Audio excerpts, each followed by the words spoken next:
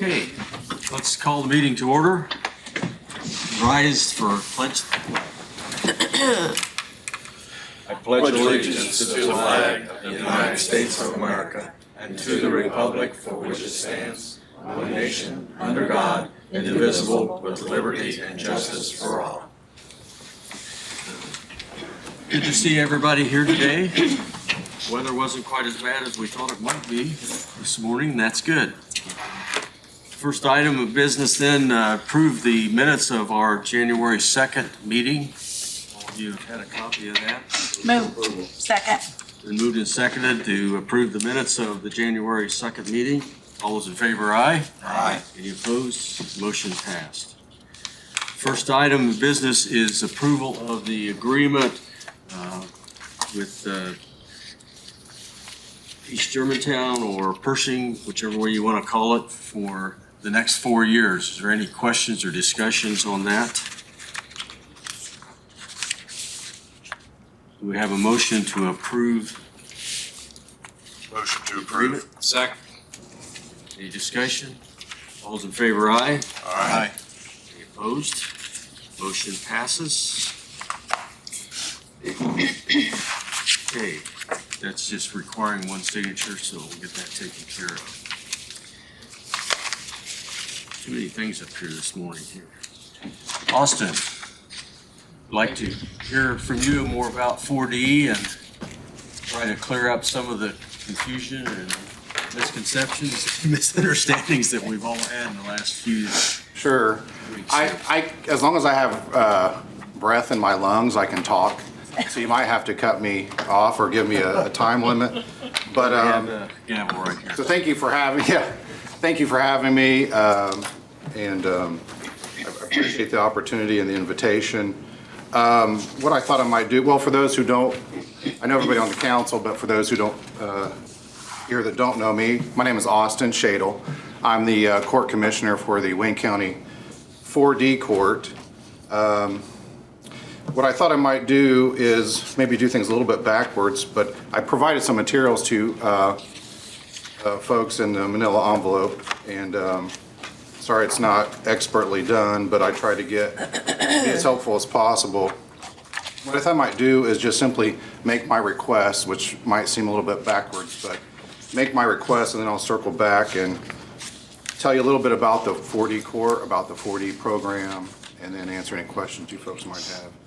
My requests are basically, when it comes to funding generally of our court, respectfully, we ask that you just have a deferential attitude and posture towards the judicial branch as an independent and co-equal branch of local government. We ask that you give discretion to the Wayne County 4D court, the clerk's office, and the prosecutor's office. I'm specifically talking about the child support division when it comes to use of the 4D incentive funds. The funds I'm talking about are Fund 8895, which is the Title 4D incentive fund. Any entity that has a cooperative agreement with Department of Child Services has access to those incentive funds. That includes the prosecutor's office, the clerk, and the 4D court. Fund 8897 is the prosecutor's incentive fund. Fund 8899 is the clerk incentive fund. 3, if council does continue to assert itself with respect to control of the 4D incentive funds, then at a minimum, our request is just to please involve all the stakeholders. Involve the clerk, Tara Pegg, the 4D court, which includes Judge Horn. Judge Horn essentially supervises me and the court, the 4D commissioner, which is myself, the prosecutor's office, Lonnie McClintock, and his supervisor. She also serves, I guess, as a paralegal role, Michelle Smith. Number 4, if we use incentive funds to reinvest them for their intended purpose, which is 1, to supplement and not to supplant existing 4D funding, and 2, reinvest those incentive funds in a manner that actually enhances the effectiveness or efficiency of the 4D program. And 5, finally, fully fund. What I'm asking you to do is to fully fund the 4D court, which is Fund 4902, using budgeted general funds. 66% of those funds, anything that we spend out of our general fund, is 66% reimbursable. It comes from the federal government, then through the state, and then finally channels through us. So basically, 2 out of every $3 spent is reimbursable through the federal financial participation program. So as we see it, there are at least 2 options, or maybe a combination of that. The first option is to simply fully fund the 4D court right at the beginning, and then as we make claims every month, there's about a 2-month lag.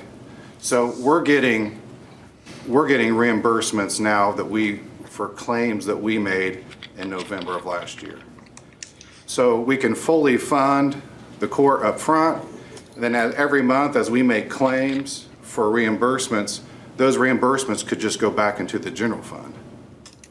The other option is just to give us enough money, I call it seed money or operating money up front, and then, meaning we don't need all of the money transferred to us up front, but then as we make claims, that money would be, as we receive those claims, we put those back into 4902 instead of the general fund. So we're replenishing our account and as we have income. And then if at any point we need to have more money transferred into our account, we can come back to council and ask for that. All right, so turning to the next page, what is the 4D program? Essentially, it's Title 4D refers to Title 4D of the Federal Social Security Act. So essentially, we're funded through Health and Human Services. It comes to the state. The state uses Department of Child Services. So DCS is the one that receives these 4D funds. DCS contracts with the prosecutor's office. I'm pointing to Mr. McClintock, who's the child support prosecutor. Those funds go to the prosecutor's office. They go to the courts, the clerk's office, and to enact the child support program. So when we're talking about 4D, again, that refers to 4D of the Social Security Act. Indiana Department of Child Services website has a really good policy manual. I don't necessarily agree with everything in the manual, but it's very helpful. It has, I put a link in there, it has a good outline on the 4D program. Our 4D court has a full-time court commissioner. A commissioner is essentially a judicial assistant. Sometimes you'll hear my title referred to as a hearing officer or a 4D hearing officer. We have a magistrate here in Wayne County, Karin Lewick. Essentially, a magistrate has all the authority that a judge has except for what we call writs of mandamus. A commissioner is similar to a magistrate, except for my authority ultimately requires a judicial approval, a judge's signature. Essentially, Judge Horn has agreed to supervise the 4D court. Judge Horn is the Superior Court 2 elected judge. But every case that I have, in a sense, essentially I'm working for or under the authority of a judge. So a file comes to me, it may be a file from Judge Moore from Superior Court 1, and maybe from Judge Drake in Circuit Court. So I'm handling that court's case within the narrow scope of anything to do with Title 4D subject matter, which is the establishment of paternity, the establishment of a child support order, establishment of a medical support order, and any enforcement of those orders. Again, my authority derives from the judge that's supervising me on any particular case. Our court staff, we run a pretty lean operation. It's just me, and then we have a court reporter. Now, her name's Kathy Smith. Although she's designated as a court reporter, let me tell you, she is much, much more than a court reporter. Most of the courts operate with a court reporter, a court scheduler, and a bailiff. Kathy's kind of that all-in-one tool for me. She is my court scheduler, she's my bailiff, she's my court reporter. She also is the claims administrator, so she processes all those monthly expense claims that go to DCS for our reimbursement. So she's the one that kind of stays on top of that. Again, the purpose of the Wayne County 4D Court is to have an expedited process for establishing paternity support orders, modifying those orders from time to time, and enforcing those orders. Under our cooperative agreement and federal guidelines, we have certain expectations about our efficiency.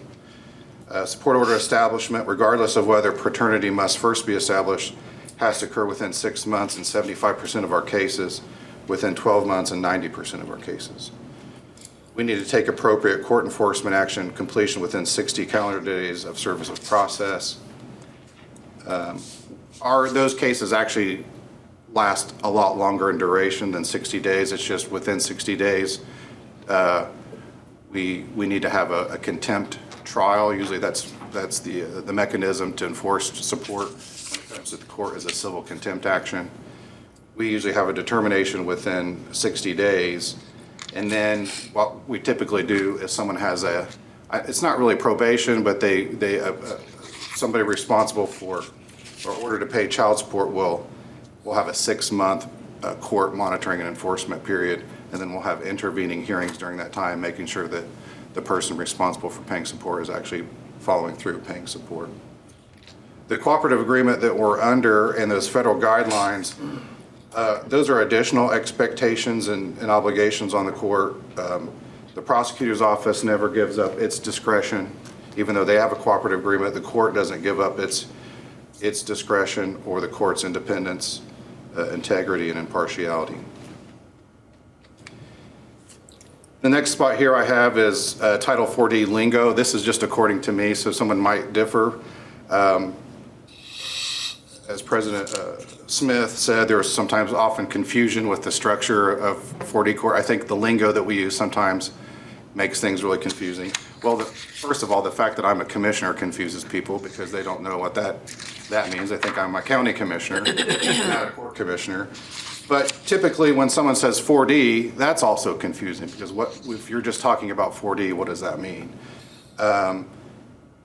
If someone talks about 4D, typically I think that refers to the entire 4D, Title 4D program that encompasses the prosecutor's office, my position, the court, and the clerk's office. 4D court does refer to the court. Again, sometimes people get confused. They call us IVD court. I've even been referred to as the 4H court. When someone refers to the 4D office, then they're typically talking about the child support division of the Wayne County Prosecutor's Office, or if they just say child support or child support office, again, they're usually talking about the child support division of the Wayne County Prosecutor's Office. Also want to speak to the importance of our court. Every sophisticated and advanced civilization, whether ancient or modern, has valued and prioritized establishing, documenting, and preserving family lineages. It's as old as the Old Testament, the ancient Sumerians and Egyptians. In our system of democracy, doing this for everyone, not just wealthy or those with royal or noble bloodlines, as some civilizations have done throughout history, is an important policy interest of our federal government, and in fact our local governments as well. Paternity establishment is part of our vital record-keeping system. In the U.S. and the state of Indiana, supporting one's child is not just a moral obligation, but it's a legal one. The Title 40 Courts program makes this objective available to everyone, regardless of ability to pay. So if somebody needs custodial parent needs a support order, needs help supporting their child, they can go to the prosecutor's office. There's not a fee for that. Again, the prosecutor's office doesn't represent that parent. That parent just simply enrolls in services. The prosecutor's office represents all of the citizens of the state of Indiana and its policy interests in making sure that our children are financially cared for. Establishing paternity or fatherhood helps promote positive conduct on the part of the father and those intangible benefits that hopefully naturally flow from legally establishing fatherhood. The financial stakes of the cases we decide are significant. I'll just give you a broad brush example in a typical case where you're supporting a child. Say a support order even if the non-custodial parent is ordered to pay, so let's say $150 a week for support, you're also determining what the custodial parent's financial obligation is. That doesn't come through child support, it comes through providing a roof over the child's head, food, clothing, educational opportunities. But a child emancipates typically at age 19, so you think about a weekly child support order, the total sum of that order could be in the six figures easily. So the financial impact of the decisions that we make in our court are enormous. The state also has an interest in recovering temporary assistance for needy families, benefits money. So TANF recipients, if a mother who has children or a father is receiving TANF funds, the state has an interest in recovering those funds from the other parent. And that's part of, so sometimes the recovery that we do in child support and, Title 40 court is recovering those funds, which that money then goes back to the state of Indiana's coffers. Our court provides efficiency as the legal maxim goes, justice delayed is justice denied. We're kind of a fast track for these types of cases. Again, as I said, the benefit of our court is affordable access to courts. The petition that's filed for these, there's no filing fee when the prosecutor's office files them. There's no fee for the prosecutor's office services. I'm going to skip to what are some arguments for not using incentive funds to regularly fund the 40 court. When we use incentive funds, we can't get those funds reimbursed. So if we're using any money out of those three funds that I mentioned, we can't make claims to get 66% reimbursement. Now, admittedly, that's true no matter when we use them. I mean, we've got to reinvest them at some point and we'll never get reimbursed. But the benefit of regularly financing our core is that the county essentially is only paying for 1/3 and we're getting 2/3 reimbursement. Austin, if I may. Yeah. Provide some examples of what the courts, the prosecutor, the clerk's office would use those 4D funds for if we're not using a percentage of those for salary and benefits. Yeah, well, I think the difficulty we've had, and I'll kind of get to answer your question by getting kind of to my next point. The child support division of the prosecutor's office really at this point is, I don't mean to say this in a negative way, but that's really the bottleneck of if we're looking at areas of where we can become more effective or efficient, because the prosecutor's office is under-resourced really at this point. I think they have fewer deputy prosecutors, and Mr. McClintock could speak to this more, fewer deputy prosecutors than they need and fewer caseworkers than they need. And he was recently able to hire a part-time deputy prosecuting attorney, and that has helped. And so I think using those funds to add an additional staffing has helped and will free, hopefully, Mr. McClintock up to do some innovation. That's ideally what will happen, is for him to actually be able to innovate and look at areas where that money, incentive funds, can be utilized to increase our efficiency or effectiveness. Some of those things that we've talked about would be something like hiring a private process server. So one of the snags that we have often is I don't have any jurisdiction over that person until they've been served with process, a copy of the petition and the summons. And so tracking people down sometimes is very difficult. And our Sheriff's Department, Civil Service does a wonderful job, but they're limited. So sometimes, we've talked about hiring or paying for more man hours to be able to do that processing job. We've talked about funding the probation department to be able to do either supervise, one of the contempt remedies could be something, could be if they're not going to work and pay child support, they could be doing work crew, but that requires somebody to supervise that and pay for it. we could order them to go to a jobs program. But again, that requires somebody supervised to make sure that that person is actually complying with a jobs program so they can become employed and then pay child support.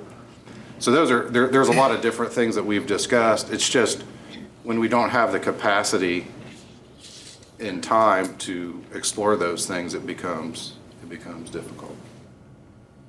And if we're simply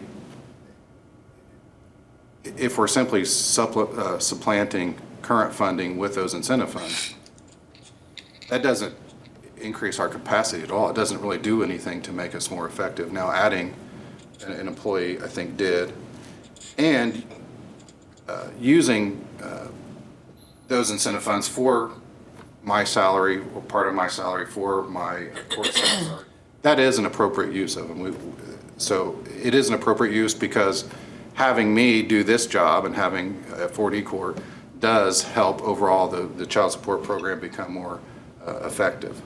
So it's an appropriate use. It is an appropriate use. It's just not your preference. It's not our preference.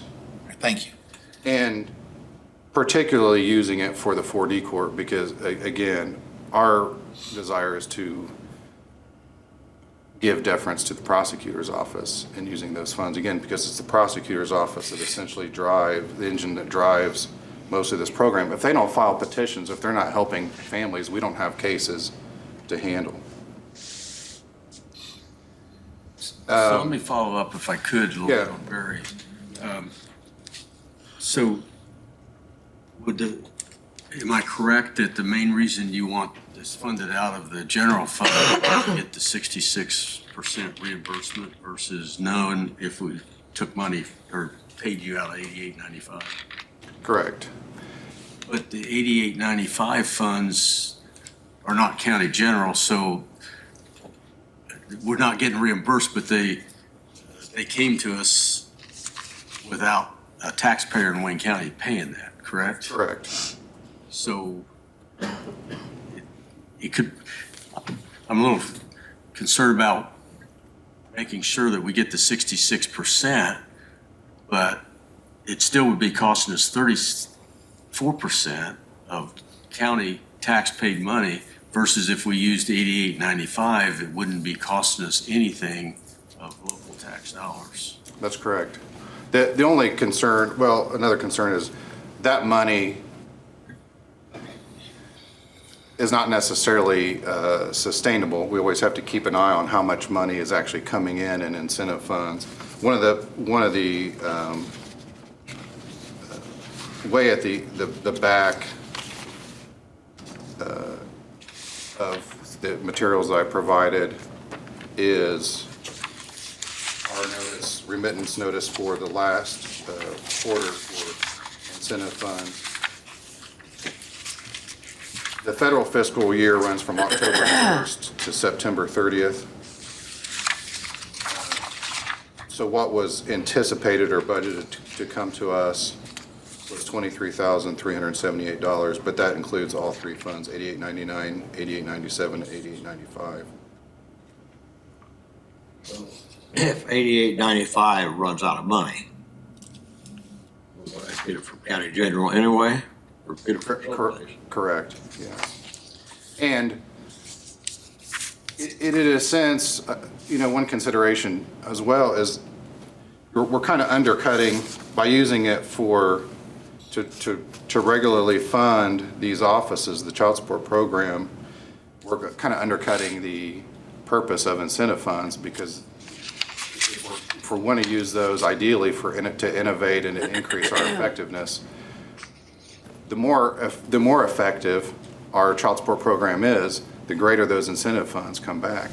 But if council's just going to grab those and use those to fund what we're already funding, then where is the incentive? That sort of takes away the incentive of us applying for those funds, I guess. I understand what you're saying, but yet we're seeing 8895 growing and having a pretty big balance. Sure. That if it's going to be used for a very important function to serve the purposes of assisting in the 4D matters, then that's one thing. But if it's just sitting there, it's not doing anybody any good. So if we're going to use general fund, then I'd like to see us effectively use the funds out of 8895. And I would say, I think at this point, the most effective use of those is to give deference to the prosecutor's office, to the child support division. Again, because I think that's the engine that really drives the child support program generally, and where we know is based upon consultants that works with the DCS and the child support office, that they're under-resourced at this point. Austin, can I jump in here a Yeah, second? yeah. So we had meetings, and I can't remember, I apologize if you were in the meetings. I want to say maybe Lonnie was, but I'm not sure, in 2023. And at that point, we had discussions between the prosecutor, the clerk at that time, and the 4D court. And the prosecutor and the clerk at that time said, we don't have enough qualifying expenditures. Go ahead and use 8895 solely basically for 4D. So that's we had a problem, and that's a long story we won't go into. But at that time, they said, go ahead and use 8895 for 4D. In fact, the clerk wrote a check, made a claim, and put $250,000 into that fund. So now has that changed? And I don't think anyone on council has a problem if 8895 is being used and it's solely going for DCS. Wonderful. I even told you, wallpaper the office over there, do some kids' pictures and stuff, do some things with the money. But it doesn't appear when we look at the balances that that's happening. In fact, that today, Linda sent the fund report yesterday. They have $322,199.27 in that fund.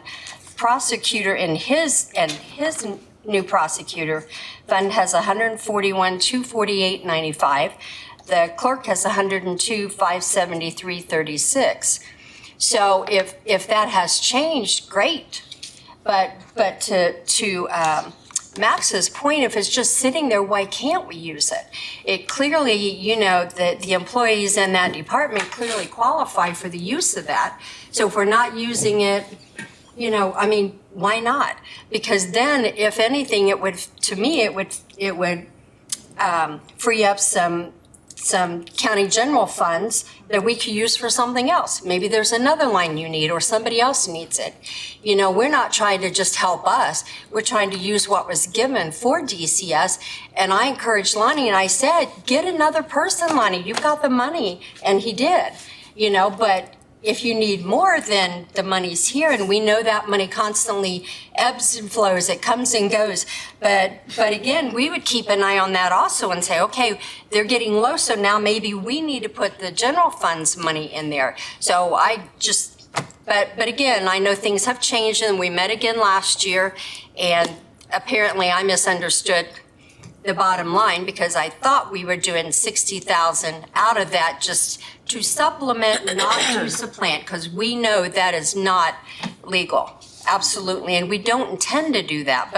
And I apologize for that misunderstanding, but I think that came into play because council at one time had 60,000 built into their budget, that whenever somebody was told and then that you needed it, then he would come and we would move that.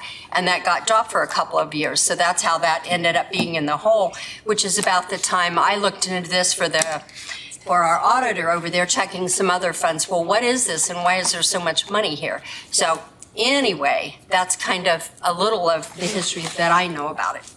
So. I think first of all, it's a great problem to have this money. Yes, isn't it? To us. And I think if you look at, that packet doesn't tell the whole story, but I put some notes on the bottom. There are some larger counties, Hancock County, Johnson County, Hendricks County, that their incentive funding doesn't rise to what we're getting here in Wayne County. So I'm proud of that and the job that Lonnie's office is doing, and So I don't disagree with what you're saying. I guess philosophically, I'll just say this. That incentive money is supposed to be used to reinvest into the 4D program to make us 4D program more effective and efficient. If we're simply robbing Peter to pay Paul, meaning using those funds so we can fund a project in another division, then that's normally not what you're doing. You're really freeing up money to use it in another program. You're not really reinvesting it for the purpose of making us more effective and efficient. The other thing is, if we have to use that money at some point because of a federal shutdown, we recently went through some type of scare where the president was freezing federal grants, or if there's a federal shutdown because of a debt ceiling issue or something like that, it might be nice to still have some sort of cushion built in. Again, we are required to reinvest these funds, but I don't know how fast we have to run through them, burn through them. Well, yesterday we were at AIC conference, Max and I and Jeff Plaster, and we talked to John Mullers. He was actually there about this, and John said if you wanted him to come, he would be happy to come and have a meeting and say, let's sit down and talk about this. But he doesn't see any problem with doing the proposed 60,000 out of there for the time being. If you come up and say, hey, we need to change this now because we want to hire these two people or we have this new program, then I think we would all say, okay, let us zig instead of zag. But it's because it's sitting there not doing anything for the most part. And you all do a wonderful job or you wouldn't have all that money. That's great. But there's more that could be done if you have the wherewithal to do it. I know Lonnie doesn't have time a lot of times to even hire somebody because he couldn't drain them. He's too busy. So if you can get some of those things fixed, and back to saying the prosecutor's office, Mike Shipman told us, Tony Gillum and I, that he really, go for it and use it for the 4D because he didn't have enough qualifying expenses at that time, and that was in 23, and that may have changed, and that's. We also have, and I don't want to speak for Tara, but we have a new clerk, and so Ms. Berry previously didn't want to utilize incentive funds. I don't know how the new clerk, I don't want to speak for her. I haven't talked to her about that. All she said was, I don't have enough qualifying expenses in my office for her fund and this one. Go ahead. So she moved that big chunk at that time, which was great help. I don't know whether Tara will, when she gets her feet wet enough, What I'd like to do, Austin, is after listening to what Kathy had to say, and this meeting was in 2023, as being the new appointed liaison to the courts, I would like to have a meeting with you, or a new clerk, prosecutor's office. I think we all need to sit down and let's talk about what the needs are now. And then I can report back to the council after we have that meeting, and then see what we can do.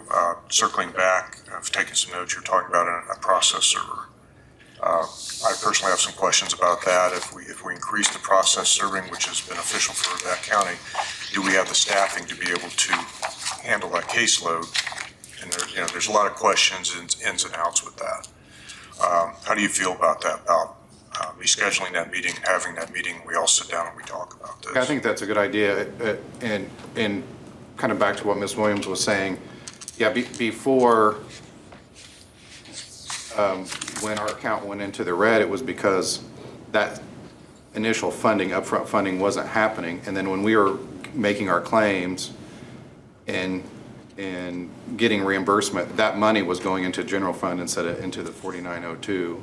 And so we were running in the red. And I really just want to make sure primarily, and kind of what maybe started all of this discussion, so I want to make sure that just didn't happen again, that we're on top of it. My understanding is we have funding to get us through. Mr. Holscher, is it a month or so at least? You got enough money to go through 4 payrolls. Okay. So what Jeff has suggested is exactly where I was thinking we needed to head, to have some more in-depth discussion about how to put all this together, what we need to do. Then once we get this worked out this year, we need to have a process in place so that going forward, We have to keep doing this. we don't miss getting funds transferred if necessary or whatever the plan is. So let's get this thoroughly vetted, get a plan in place.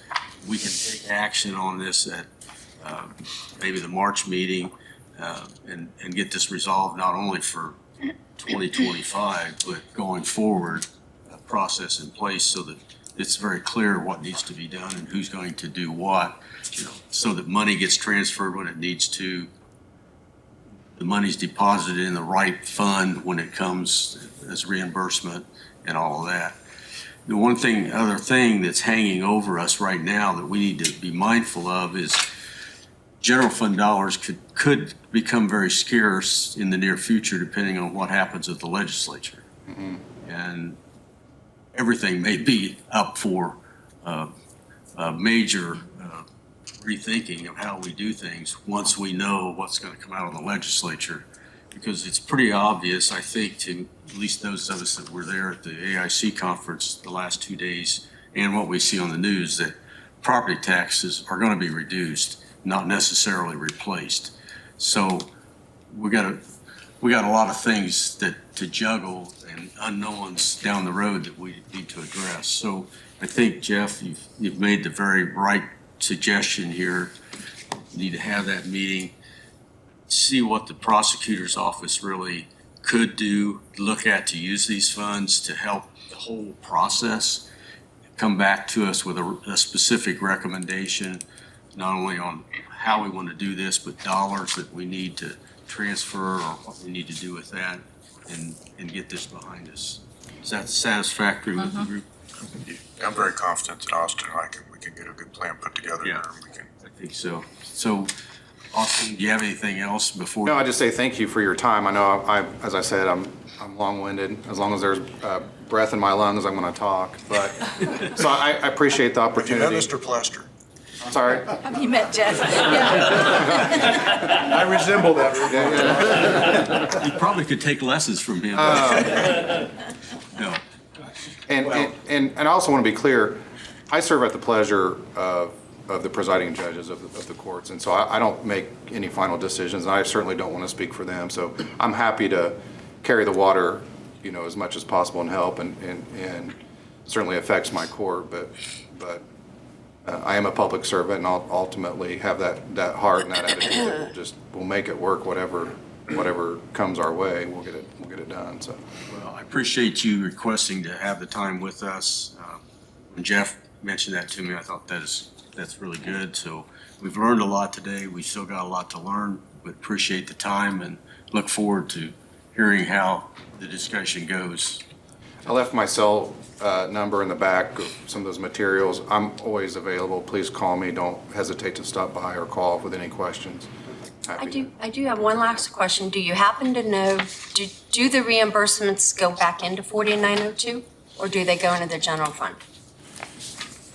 Our understanding now and what we're doing now is that Kathy Smith in my office gets a notice from it's an email notice saying that this money's been sent to us electronically from the state. She forwards that to the auditor's office, directs them to put it in 4902.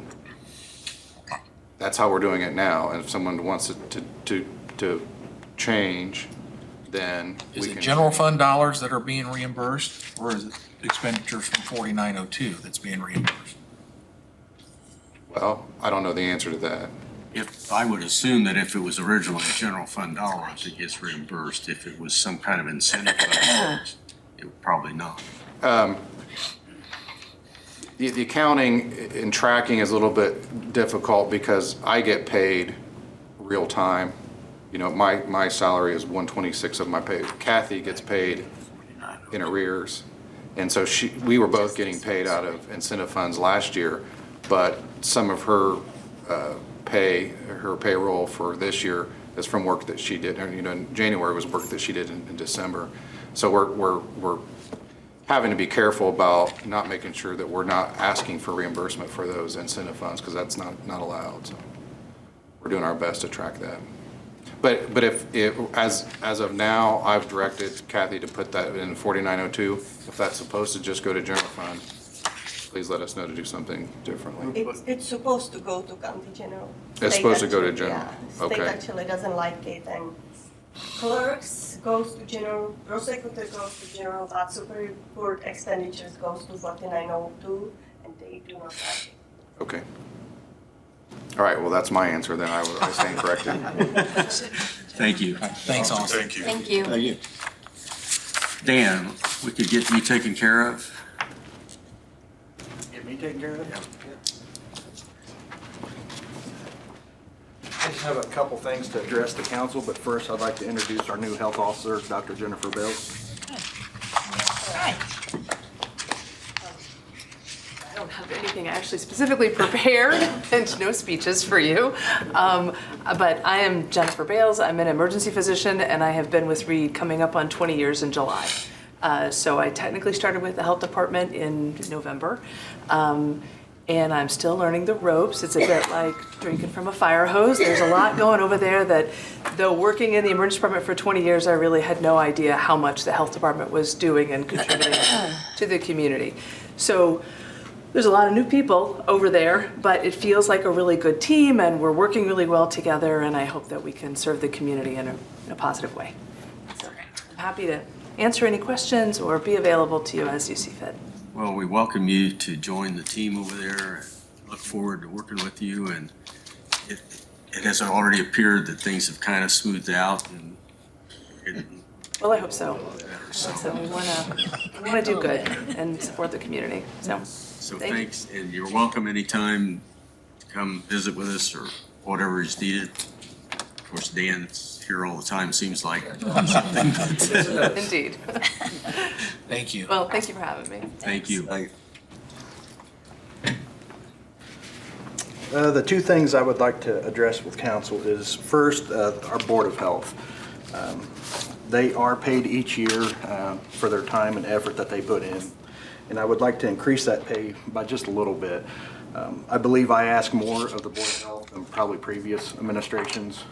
We've got the Health First Indiana coming back up this year for the next 2-year cycle. We're forming an HFI committee that's going to require some items the Board of Health to be on. So I require a lot of the board basically at this point. A lot of people think the board just meets once a month for the 12 months of the year, and that's pretty much it. I send them contracts, MOUs, updates, essentially everything I get my hands on, they do it each and every week, along with Dr. Bells. So I'd like to respectfully ask the board to request or to increase their pay by a total of $3,352. And the health department would absorb that cost. We're not asking for it to come from any general funds. That's not per board member, that's total, correct? Total for all 7 members. Total extra funds. Yes. Questions of Dan and his requests? No, but I will make a comment because I go to all of their meetings, and Dan is right. When we got Health First Indiana, everything went, woo, a lot more of things going on and decisions to make and contracts to look at, and Ron can attest to looking at all the contracts and different things. And so when we were at the AIC this week, they are also talking about the funding, whether it's going to go up, stay where it is, whatever. So there's going to be a lot of decisions in the future also. So I would agree with Dan. I think they haven't had a raise in the pay for quite a while, so I would think that's Just time for to do it. example, this week alone, I've sent them 3 different contracts to review before our next meeting on Tuesday. We're not talking 2-page documents, we're talking 12, 15-page documents that they have to digest, so it takes a little bit of time to do that. So for clarification, Dan, just for the audience that might be watching, you already have these funds in your 2025 budget. You're not asking for more funds in your budget to support this increase, is that correct? Correct. If this is approved, I would cover that in the finance meeting, but it would come from the same fund that they're paid from now. I'd just be transferring out of a capital line expense into that line. Okay, thank you. Good. Yes. Did you is this comparable to counties our size? I was looking at your memo and I didn't see that. I did not do any comparison costs to So it's just based on what we've done in the past here in Wayne County.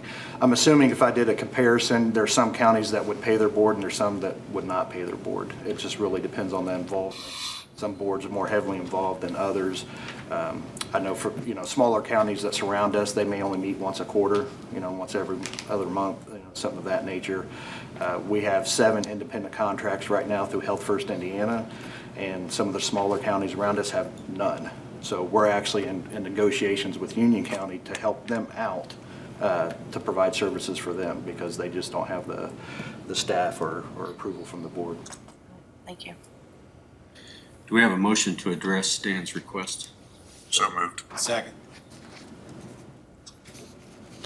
Been moved and seconded. Is there any further discussion to increase the board pay for the health board? All those in favor, aye? Aye. Any opposed? Motion passed. In relation to what Kathy mentioned, we learned yesterday that currently in the proposed state budget, the funding for Indiana First is reduced by 50 million from what it was this past go-round. How's that going to impact and what's going to, you got contracts for things, but money's not there, things are going to have to change. I mean, that's a very heavy question. It could impact several things. So as of right now, we operate off of several different budgets. We have the county general that we operate from, an 1159 budget. We have the 1161 budget, which is Health First Indiana. And then we have some legacy funds left over, an immunization grant, and a FEMA grant. So the idea of HFI was to remove those grants.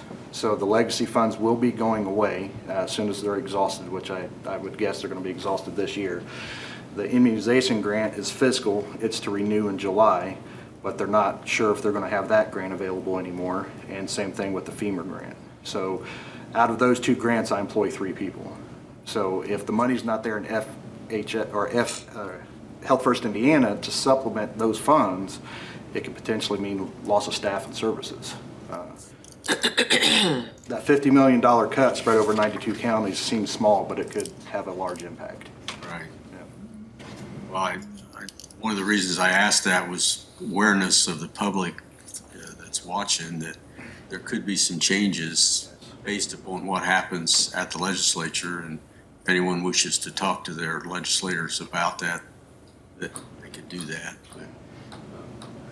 No one knows what's going to happen on the budget, all this stuff, until probably the last day of the session when they. So I think the biggest impact on us initially, if it carries forward as is probably the immunization. Because now we're a walk-in clinic. You can schedule appointments, you can walk in, but if I have to get rid of staff or relieve staff of their duties, then obviously we have to go to appointment only and services will slow down. Yeah. Okay. Do you have anything else for this? No, sir. I appreciate Just for the Finance Committee then? I do have the grant. Oh, okay, yeah. Go ahead and. So the next request is to have approval from council for us to reapply for what they call the FEP grant, the Public Health Emergency Preparedness Grant. It's a $25,000 grant approximately. They typically don't know the final amount until all 92 counties either opt in or out. But it's typically around $25,000. In the past, we've used those funds to buy mainly supplies, PPE and things of that nature. I think we have enough of that.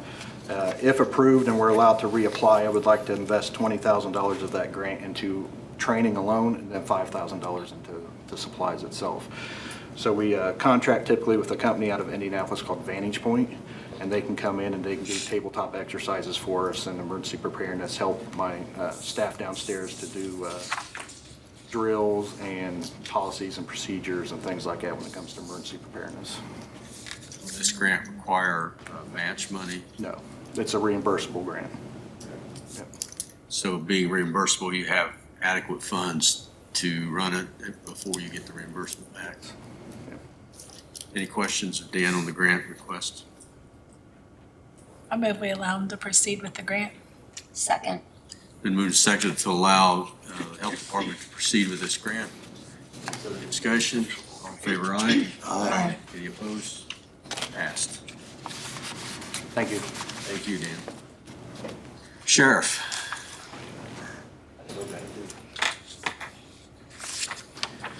Morning. Good morning. Thank you for sharing a little bit of your time with me this morning.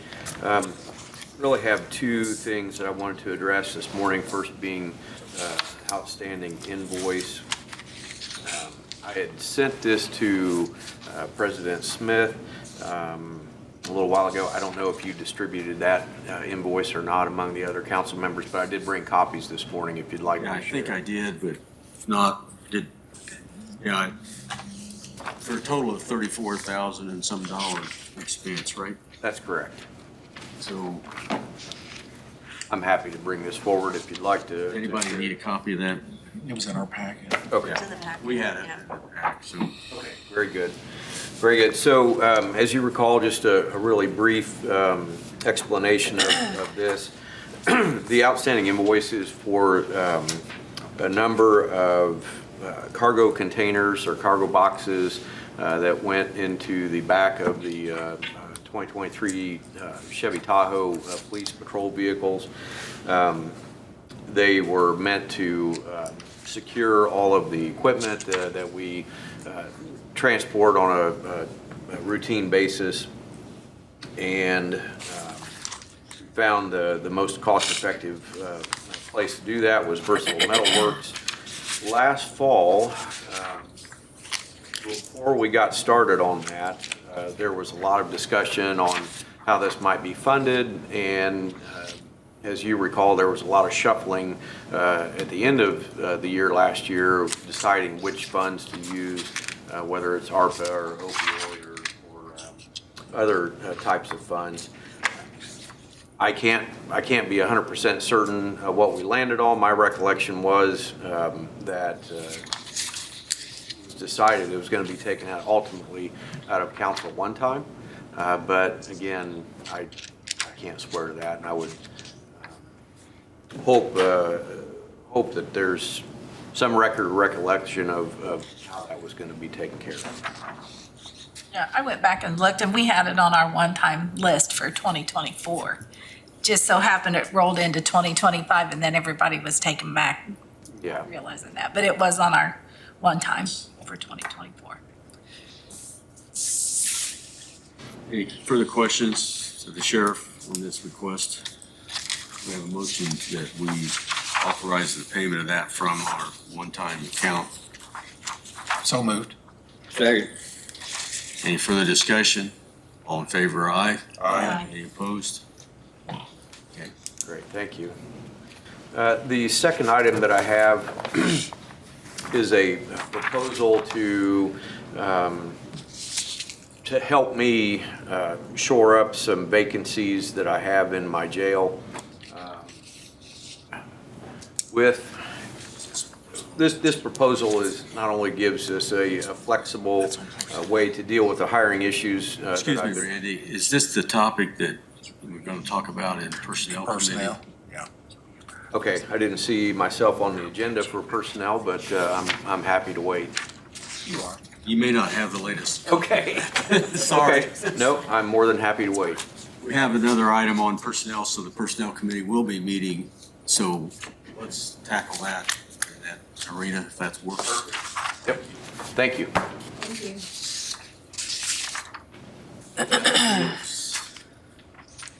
Beth Fields. Wake up, that Fields.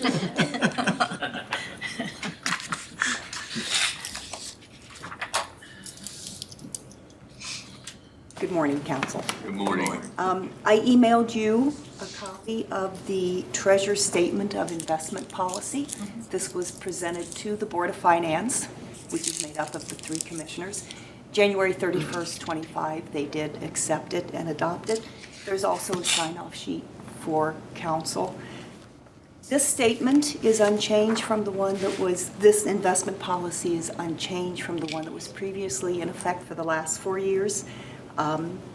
Based on the interest that past Treasurer Nancy Funk was able to achieve for the county. It's a good policy. It meets statute, and today I'm asking if you would please accept that same policy and sign off on it. And how long is this policy for? 4 years. Any questions of Beth? We have a motion to approve the policy? I'll make the motion.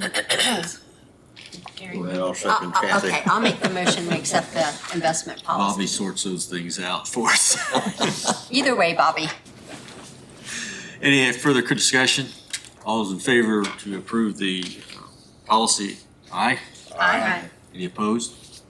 Thank you. Thank you. If I may, I'll give Yes. 2 copies because Ron Cross is never happy with just one. Thank you. Any questions? Me?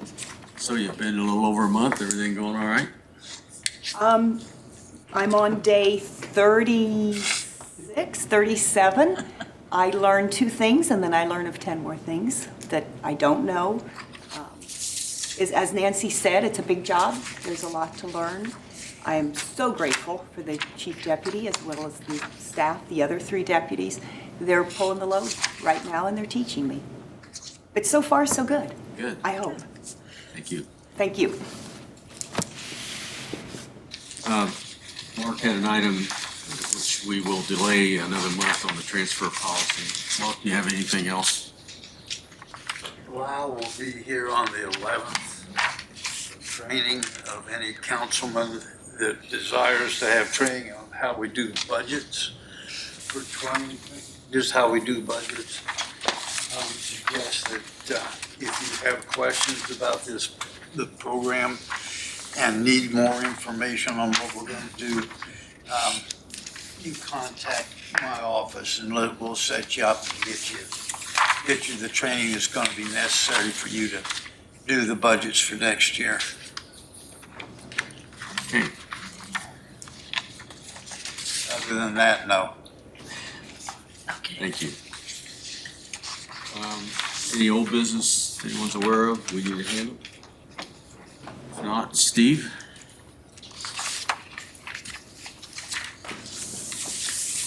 You have your bi-weekly report for the bi-monthly project that you have. So looking at that, obviously the highlighted yellow areas are the changes from the last time that you've seen this. Generator project, finally getting some movement. We've got the wires pulled from the new generator down to the new switchgear in the basement of the EMA area.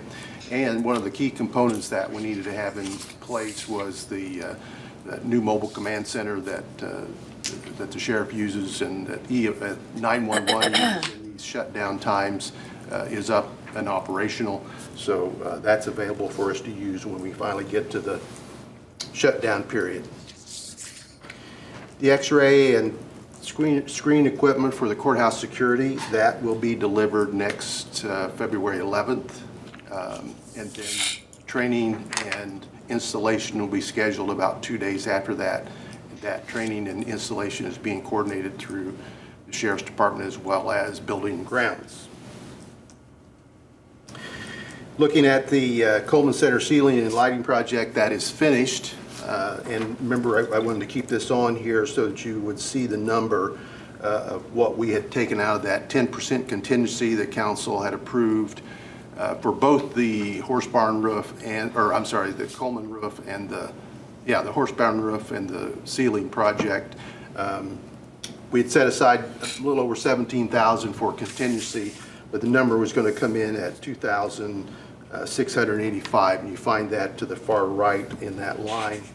And then, so if you put that down in the lower right-hand corner of that sheet, so you have the fairground balance of $163,093, taking out that contingency that we're spending. So as of today, you'll have a balance in the naming rights fund of a little over $160,000. Then moving down to the front plaza, the landscape and hardscape.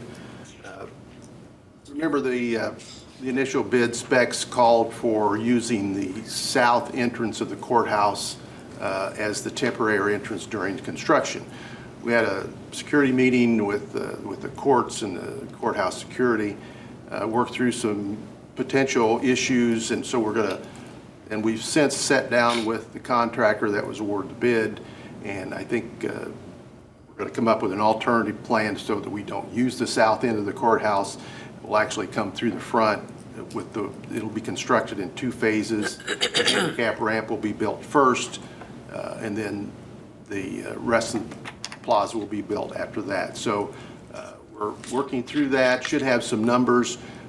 Probably going to be some trade-off, because remember, we won't have to build the temporary ramp on the south end. Won't have to install a ADA opener. So there'll be some cost changes there, but we'll come back when we finally have a number on that. Will that be a net increase?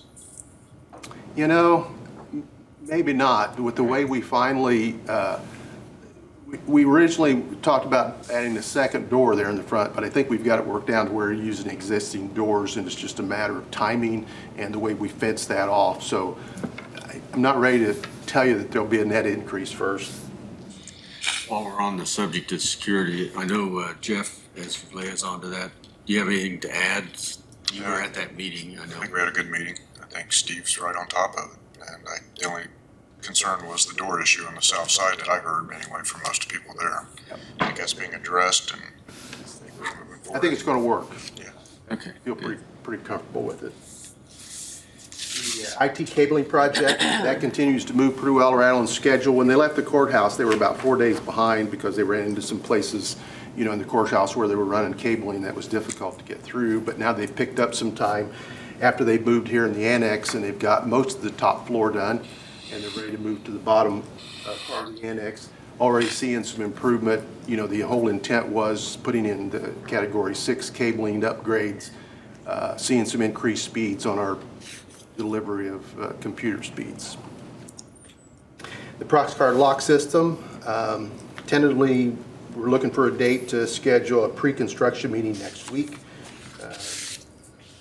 And I'll have a construction schedule after that meeting. And then the courthouse elevator, again, looking for a meeting to keep that project moving forward. Looking to have a meeting with our engineering firm next week as well. Steve, I have one question. Yes, sir. If you would please refresh my memory on that Proxcard. I don't have my notes with me. There was discussion about possibly purchasing a card maker for over here. Is that still the plan, or? That's that's still on the table to discuss, so that HR could do part of that work for them, yeah. And then in your numbers down the lower right-hand corner, I've already gone over the fairground balances, and then your one-time balance is $2.7 million. You currently do not have any commitment of that money to any of my projects, but you did make a commitment just a few minutes ago out of that, so that balance should be less than $34,000 that you just approved. Any questions? Okay, thank you. Thank you, Steve. Jeff, did you get some of your extra wind off to Austin? So Thank you, Max. Always a pleasure. couldn't resist. Most of what I had to say is you've already talked about, either with Steve or Austin or Max's witty remarks. But I do want to reiterate the issue of the legislature and potentially significant consequences of actions taken in the legislature. So we just need to be aware of the bills that are being debated, keep our eyes on those, share our opinions with our legislators when we have the opportunity, so that they have our insight and all the facts available to them as they make those decisions. I think part of what we learned is that there may not be as dramatic impact as we first anticipated. So let's play through this. Let's support our legislators who are always very open to talking to us and taking our positions into account. And then we'll deal with what we need to deal with as we go forward. So we are in, as you all know, thanks in large part to you, we're in pretty good financial position right now. We'll be able to deal with whatever happens in the legislature. There is a significant push, as you know, to reduce property taxes. Some of that well-deserved. So let's not panic. Let's take this as we go along, participate in the process, and we'll make adjustments as we need to going forward. So have every confidence in the world that Wayne County will be able to do that and move forward. I do want to keep some focus on the elevator project. Steve mentioned it in passing. I think it's long overdue. We've had issues with the existing elevator. As you all know, there's only one in the courthouse, and when that's down, it causes considerable problems. So we're looking at that. There are, we don't have a good estimate at this point of what that cost might be.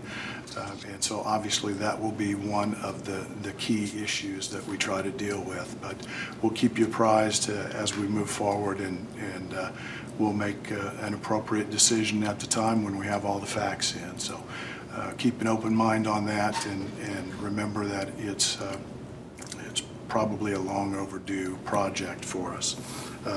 Again, my thanks to everybody on their participation in discussion on the courthouse plaza. We had very good input, feedback. We looked at options based on that feedback, and I think we're going to be able to come up with a process that serves everybody's best interest. It is possible that we need to close the courthouse to the public for one day. We've got a long enough timeline that I think that should not be an issue if that happens. We're looking at holidays in the spring that might be a possibility for that one-day closure, a day that we're already going to be closed, but we're still looking at those alternatives that may be necessary to close one day, and we'll keep everybody apprised of that. Thank you very much. Thank you, Jeff.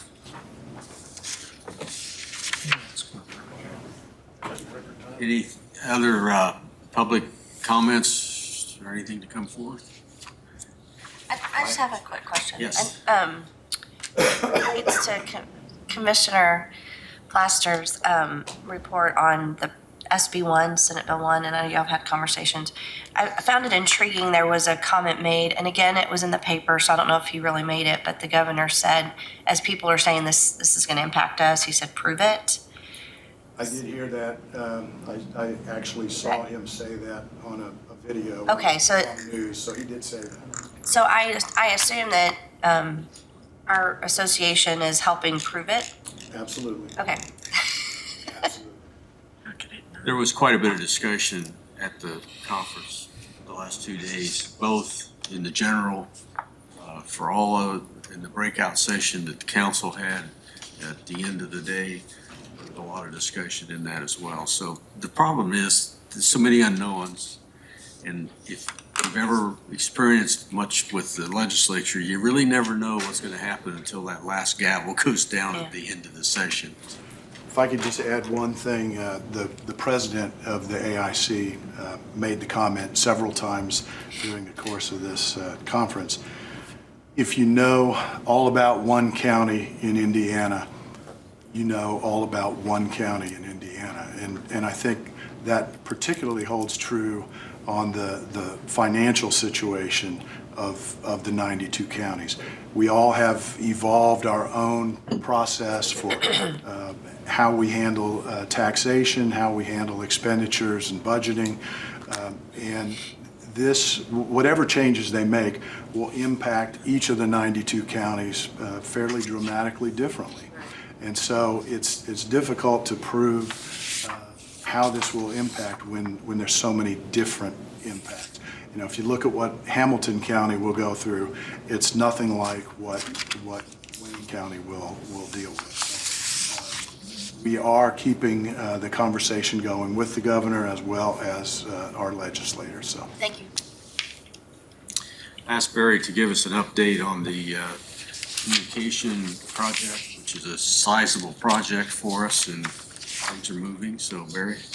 Well, my spreadsheet is not as pretty as Steve's with all the color coding. I'll try and do better next month. But I provided to council and commissioners and Steve an update on the budget, remembering these are ARPA dollars that were committed to this sizable project, and the to-date expenditures that have been made leaving a balance of just slightly over $2.2 million. We have finalized with Ron Cross the lease for the space on the towers at both locations, waiting on a clean version back from the tower company for commissioners' actions. I thought we would have that today, but looks like it'll probably slip to next week. They have been working on all of their permitting and licensing for their federal regulations. It looks like those should finalize next week. And if weather is cooperative, construction could probably begin within the next 45 days. We are excited about that. We learned last week that Motorola Solutions had originally given us a late summer, early fall project schedule. However, it looks like that material is going to be staged at the end of the first quarter, going into the second quarter, which means we could probably hit a summer installation with Motorola as long as the towers are completed, which it looks like they should be. Some of the equipment has been ordered on the end users, equipment, the mobiles and portables and the pagers. Matthew and Aaron and my team will begin working with the stakeholder group next week on the programming templates for that. Wish us luck on that, because that's bringing all the volunteer fire departments together, and Matthew's team and agreeing to a programming template for those portables. And Jeff, if you want to volunteer to help with that, I see you smirking. You're more than welcome to. So things are progressing, and we're excited about what the next few months will hold. And, you have any questions, I'll answer. I'll try. This has been a massive project, and it will have a huge impact on the safety of the folks, the citizens of this county, and be a long-term impact. And we're really blessed to have had the funding available to get this done and get it done in the right way, not cutting corners to get by. Any other business to come before this meeting? Our next council meeting will be March 5th, Wednesday morning, March 5th at 8 o'clock. We have workshop scheduled on the 19th. I will say that quite a bit of that evening will be taken up with discussion of the planning process, strategic planning process that the entire county is going through right now. And there actually has been, or it was to have been, a session last night, which was canceled due to the ice and weather, but there's others planned in the county. And so we'll be learning more about that and discussing that at the workshop. Anything else to come before us? Do we have a motion to adjourn? So moved. Second. All in favor, aye? Aye. Any opposed? We are adjourned.